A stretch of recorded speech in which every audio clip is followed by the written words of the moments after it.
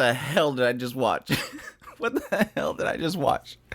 Made in Abyss never ceases to weird me out, but at the same time fascinate me. This episode 3 of Made in Abyss second season, really did some really weird stuff, but I loved every minute of it. But yeah, that's my thoughts on episode 3, so let's jump into it. Yeah, a lot of focus of episode 3 is on the city of the Hollows, and really just how the village itself works. It's very weird, and again, I'm going to be curious as this particular arc goes on, if we'll get an answer as to, is the rules within this village, is it an entity, or is it the layer they're in, the location that they are actually in that is causing this? And additionally, if this has any ties whatsoever to the past.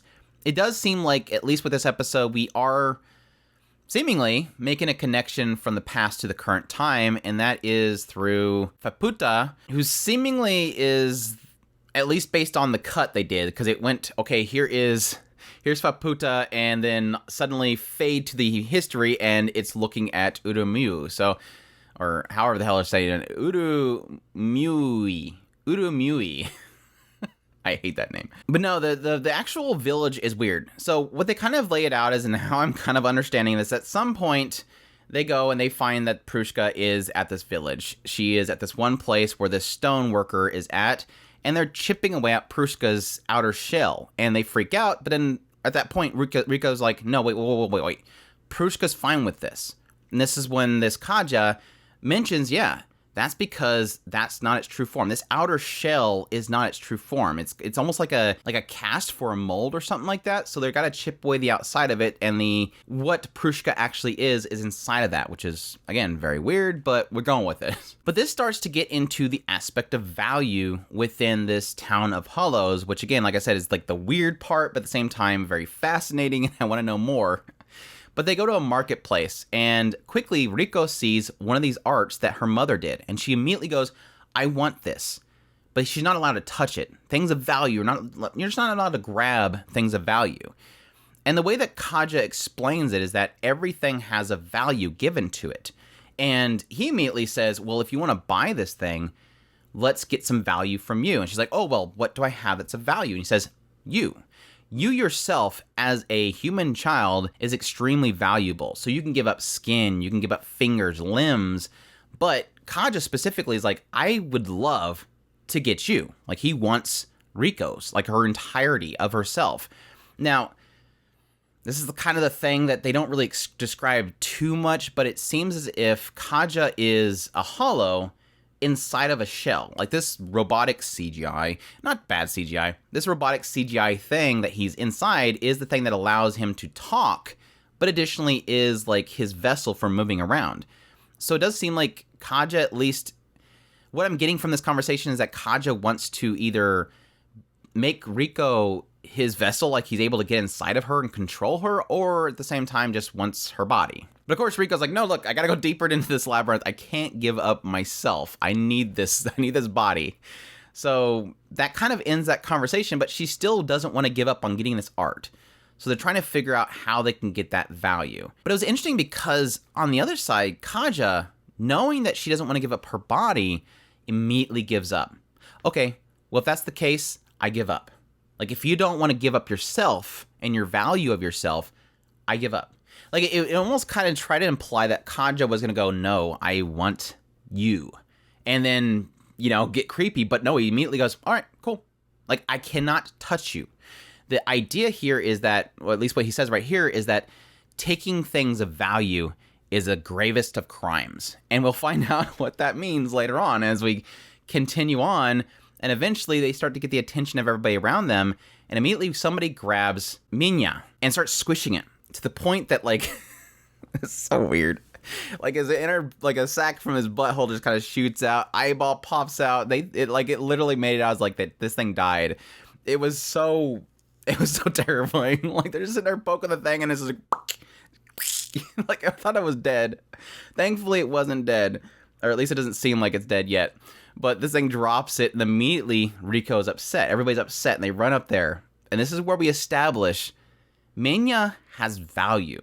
And Kaja's like, wait, so this thing right here that just got harmed it has value. I think what Kaja was trying to do here was that this person that was poking at this creature, it wanted it. So it wanted to buy it. And so when Kaja's like trying to, translate for it, saying, look, how much value does this thing have? She's like, no, it has too much value. More value than you can ever afford. And that's when apparently it seemed like something was happening outside of that, but no, this triggered something. Like this village suddenly reacted to what just happened. That this creature harmed Menya, and Menya has high value. And this is, again, where it gets really weird, but really cool, is it's like this shadow just appears. And I'm assuming that's what it is. Like, not that the village itself is an entity, but this shadow is somewhere in this village, and it listens and knows what's of value, and it controls value. So it immediately rushes in, grabs this creature that harmed Menya, and starts ripping value from it. It's got all this stash of stuff and all this value, and it apparently knows the value of everything it's pulling off. But even still, when Kaja asks, as Riko's saying, stop this. Why is this happening? Stop this. I don't want this to happen. Yes, I love Menya, but don't let this happen. He's like, well, so is Menya not valuable? No, Menya's valuable. And it just keeps going on. And it's crazy. Like, it gets to the point where it's removed everything of items, and then it gets to the point where it has to rip off body parts. Like, it has to sell all these body parts to others just to get the value that it needs. It's just crazy. Like, it's super weird and so morbid. Like, all these hollows are just watching as this other hollow is just ripped apart, all for value. And now all this stuff is creating currencies that is then given to Riko. If anything, the CGI of the currency was bugging the hell out of me. Like, I don't mind Kaja. Like, at first, when I first seen Kaja, I was like, eh. But then I got used to it. It kind of started blending in. But the currency, just draw it. Just draw it, make it flat. It doesn't have to circle. It doesn't have to rotate. But yeah, after all this, it was really interesting because it kind of felt very abrupt how they transitioned from here to Riko trying to find a place to stay. But it kind of hit it very quickly. And then she's saying, look, I think Riko, if anybody, just knows we need to move forward. Like, there's nothing that can be done now, and you can't just sit there and dwell on it. Let's move forward kind of thing. So yeah, they find a place, eat the food, get sick, and then, yes, we start hearing that something's happening outside. Everybody's going to this entranceway because, yes, Faputa is here. And Faputa, described by Kaja, is a special thing. Like, it's the thing that seems to be the most, the embodiment of value. Because, again, everything here is of value. And this thing is the embodiment of it because not only does it never die, but it can go anywhere. Kind of is implying the idea that it can, go up and down in the labyrinth and not be harmed. And then, yes, it was kind of funny because Kaja wanted so badly to see Faputa because Faputa is a thing of value and it's rare to see it, but also that it's always very angry. But as he's going to it, and then Nanashi says, look, I need to find some water and fruit for Riko because she's sick. And it's like, oh no, I can't have this thing of value losing value. We must take care of Riko because this Riko is this thing of value that I want. So I don't want it damaged. So he's like struggling. Do I go see Faputa or do I go help Riko? Eventually choosing that. Regu does go down there to see Faputa, which again, they kind of mention that her name is in reference to a female of high status or a princess. And as he goes down there, this big mecha thingy, and then yes, something that's kind of similar to Nanashi is standing on its shoulder, like a bunny girl thingy. So, and again, that was a thing that kind of quickly transitioned into showing Urumui, which is kind of implying that this Faputa might be Urumui, or at least in somehow related to it. And again, we've mentioned the idea that, or at least insinuated that Faputa can't die, so it could easily be her. And when that transitioned there, we saw a brief scene of the past people coming to the Golden City, where these hollows were leading them in, and then one of them got eaten by this big dragon. They were talking about how, despite coming there finally, they don't know how they're going to survive. They haven't figured out a way that they're going to be surviving here. But yeah, really crazy episode. Be interested to see Regu meeting Faputa. It seems like he's already at guard. I'm not sure if that's because he recognizes her, or he recognizes the suit, or just, again, the suit being there with his big cannon on its arm. Maybe he feels it's a threat. But it was also interesting to note that in this village, it seems like the barrier is gone. So unfortunately, Nanashi can't tell the consciousness of things around it, but at the same time, they're at least not affected by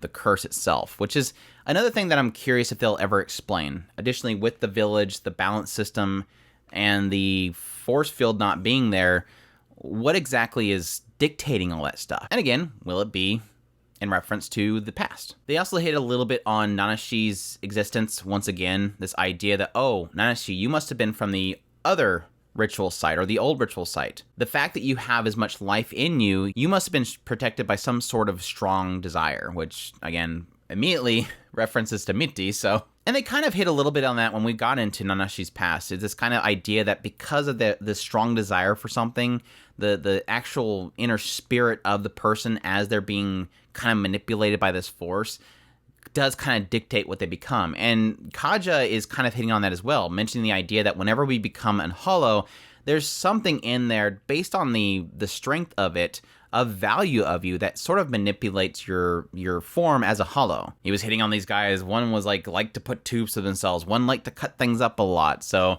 it seems like each of these hollows are sort of an embodiment of some sort of value they had, and technically based on how much of that value, I guess, they're implying how much of that value could be the driving force for how much of your life you retain, which again, hitting on Nanashi having much of her life still in her is an indication of how strong she was. But yeah, I'm really looking forward to the next episode. Hopefully we have a little bit of a conversation between Faputa and Regu. Hopefully it's a constructive conversation, because I'll be really curious to see, like, was there a reason why Faputa brought Prushka there? Obviously, she knew that they were going to come there. Why was she trying to lure them to this village? And will that turn into something really interesting? I'll be curious to see what everything kind of comes from that. But anyways, that's my thoughts on episode 3 of Made in Abyss second season. Hope you guys enjoyed this video. As always, if you did, make sure to hit that like button down below. Comment. Let me know what you thought of the episode. Do you think it was weird as I did? What do you think of the weirdness of this episode? Subscribe to the channel if you're not already. I do news, reviews, first impressions. If it's anime, it's pretty much here. Additionally, if you want to support the channel more, we have a Patreon link, a tips link, and a super thanks button down below. I definitely appreciate everybody that does, and y'all take care.